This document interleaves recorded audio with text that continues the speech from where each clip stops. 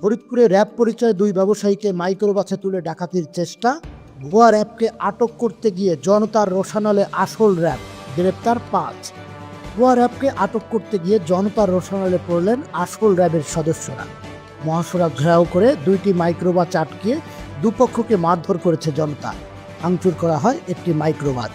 প্রত্যক্ষদর্শীরা জানায়, সোমবার সন্ধ্যা 7টার দিকে ঢাকা খুলনা মহাসড়কের ফরিদপুরের নগরকান্দা উপজেলার চর যশোরদী ইউনিয়নের জয় বাংলার মোড় এলাকা দিয়ে দুইটি মাইক্রোবাস দ্রুত গতিতে আসছিল।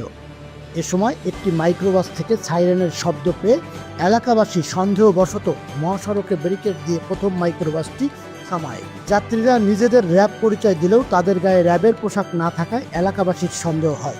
বিষয়টি টের পেয়ে ভুয়া র্যাব সদস্যরা পালানোর চেষ্টা করলে জনতা তাদের আটকে মারধর করে। এরই মধ্যে ঘটনাস্থলে পৌঁছায় আসল র্যাবের একটি গাড়ি।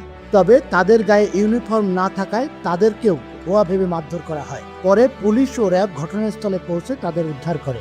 এ সময় ভুয়া 5 র্যাব সদস্যকে আটক করা হয়। News desk, Faridpur post.